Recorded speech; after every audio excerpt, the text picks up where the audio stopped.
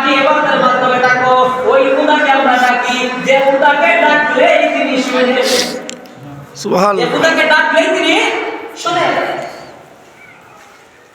গভীর সমুদ্রের ভিতরে মাছের পেট থেকে ডাক দিলে তিনি শুনেন, আমরা সেই খোদার ইবাদত করি। ইউনূস আলাইহিস সালাম গভীর সমুদ্রের ভিতরে মাছের পেটের ভিতর থেকে ডাক দিয়েছিলেন, কি দিয়েছিলেন না? ওই আল্লাহ কি এখনো আছে? ওই আল্লাহ এখনো আছে? গভীর সমুদ্রের মাছের পেট থেকে ডাক দিয়ে যে খোদা শুনেন এবং থেকে ডাকে সাড়া দেন, ওই খোদার আমরা ইবাদত করি। নমরুদের অগ্নি বিকট থেকে ডাক দিলে যে খোদা শুনেন, সেই খোদার আমরা ইবাদত করি। তুর পাহাড়ে গিয়ে ডাক দিলে যে খোদা ডাকে সাড়া দেয়, আমরা সেই খোদার ইবাদত করি। এই যে বদরের প্রান্তরে সিজদা করে বিশ্বনবী রাহমাতুল লিল আলামিন ডাক দিয়েছিলেন, যে বদরের প্রান্তরে সিজদা করে ডাক দিয়ে যে খোদা শুনেন, সেই খোদার আমরা ইবাদত করি। সুবহানাল্লাহ। সেই খোদা এখন আছে। সূরাতুল বাকারার 186 নং আয়াতের মধ্যে আল্লাহ বলতেছেন, ওয়া ইযা সাআলাকা ইবাদি আন্নী ফাইন্নী করিব। আল্লাহ বলে, ওয়া ইযা সাআলাকা ইবাদি, যখন আমার বান্দা আন্নী আমার ব্যাপারে আপনার নিকট কোনো জিজ্ঞেস করে, ফাইন্নী করিব, নিশ্চয় আমি তার নিকটে আছি, নিশ্চয় আমি তার সন্নিকটে আছি। উজিবু দাওয়াতাদ দাঈ ইযা দাআন, যখন বান্দা আমার কাছে ডাকে, যখন বান্দা ডাকে তার ডাকে আমি সাড়া দেই।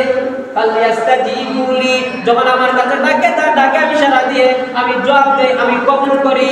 ওয়ালিউমিনু বি, অবশ্যই সে আমার যে আদেশ আছে সে মান্য করবে। লাআল্লাহুম ইয়ারশুদুন,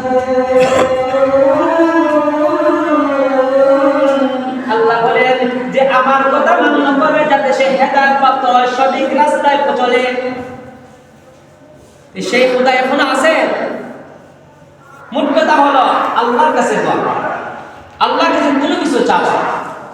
অনেকে বলতে পারে, আল্লাহ বলেছেন উদউনি আস্তাজিব লাকুম, আল্লাহ বলেন তোমরা আমাকে ডাকো আমি তোমাদের ডাকে সাড়া দিব। কই আল্লাহকে সারা জিন্দেগি ডাকলাম, বলি তো আল্লাহ আমাদের ডাকে সাড়া দিলেন না। আল্লাহকে কত টাকা ডাকলাম, কিন্তু আল্লাহ আমাদের ডাকে সাড়া দিলেন না। কই আল্লাহকে তোমরা ডাকলাম, আমাদের নিজেই বলছেন উদউনি আস্তাজিব লাকুম, উদউনি আস্তাজিব লাকুম, আমাকে ডাকো আমি তোমাদের ডাকে সাড়া দিব। কিন্তু আল্লাহ তো তুমি আমাদের ডাকে সাড়া দিলেন না। কই অবশ্যই আল্লাহ সাড়া দিয়েছে। অ্যাপ্লিকেশন, দরখাস্ত, যখন আপনি দরখাস্ত দিবেন সাথে সাথে কি মঞ্জুর হয়ে যায়? আপনি চেয়ারম্যানের কাছে একটি রাস্তার জন্য আপনি দরখাস্ত দিলেন, আপনি লিখে দরখাস্ত দিয়ে বলে চেয়ারম্যান সাহেব দস্তখত দিয়ে দেন, রাস্তার কাজ সোজা হয়ে যাবে। চেয়ারম্যান সাহেবের কাছে গিয়ে গেলেন বা এমপির কাছে গেলেন, এমপি মনে হয় দেওয়ার সাথে পড়বে, জানবো না আপনার কাছে আপনার আপনি যে দরখাস্ত দিয়েছেন এই দরখাস্তের জন্য আমি সাথে আসছি আপনার কাজ করার জন্য। এমন কি না, দরখাস্ত দেওয়ার পর সে দেখবে, সে বুঝবে, বুঝার পর সে সাইন দিবে, দরখাস্ত কবুল করে মঞ্জুর করবে। ঠিক তদ্রুপ দুনিয়ার লাইনে যদি এটা বুঝতে পারো তুমি যে দরখাস্ত দিলেই সাথে কবুল হয় না, ঠিক তদ্রুপ আল্লাহর দরবারে দোয়া করলে দোয়া কবুল হয়। কিন্তু এক বিষয় আছে, কোন কারণ আছে, দোয়া শুধু করলা আর কিভাবে দোয়া করলে আল্লাহ কবুল করবেন? এরপর দোয়া কবুল হওয়ার জন্য 5টি শর্ত রয়েছে। কয়টি শর্ত রয়েছে? 5টি শর্ত রয়েছে। প্রথম শর্ত হলো নেক আমল করা। নেক আমলের মাধ্যমে দোয়া করুন। যেমন নামাজ, 5 ওয়াক্ত নামাজের পর দোয়া করলে দোয়া কবুল হয়। যেমন তিলাওয়াত করার পর দোয়া করলে দোয়া কবুল হয়। যেমন জিকির করার পর দোয়া করলে দোয়া কবুল হয়। যেমন তাসবিহ তাহলিল যে দোয়া করলে আল্লাহ দোয়া কবুল করেন। যেমন যাকাত, সাদকা, এই সব দেওয়ার পর আল্লাহর নিকট দোয়া করলে আল্লাহ দোয়া কবুল করেন। প্রথম শর্ত কি পাইলা? নেক আমল। যে কোন নেক আমল, নেক আমল করার পর যদি তুমি আল্লাহর কাছে দোয়া করো, আল্লাহ দোয়া কবুল করবে। দ্বিতীয় নম্বর শর্ত হলো দোয়া কবুল হওয়া, ইস্তেগফার। কয়জন আমরা ইস্তেগফার করি? কয়জন ইস্তেগফার করি? আল্লাহর কাছে মাফ চাই কয়জনে? আল্লাহ নিজেই সূরা নূহের 10 থেকে 13 নম্বর আয়াতের মধ্যে আল্লাহ বলতেছেন, ফাকুলতু ইস্তাগফিরু রাব্বাকুম ইন্নাহু কানা গাফফারা। আল্লাহ বলেন, আমি বলতেছি হে নবী আপনি বলুন, ফাকুলতু ইস্তাগফিরু রাব্বাকুম, নিশ্চয় তোমাদের রবের কাছে তোমরা চাও, তোমাদের রবের কাছে তোমরা চাও, ইন্নাহু কানা গাফফারা,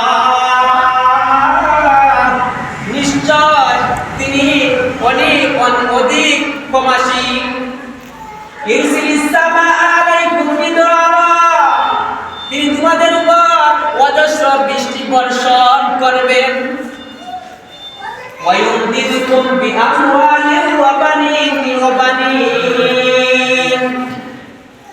আল্লাহ বলতেছে যে তোমরা যদি ইস্তেগফার করে আল্লাহকে দোয়া করো,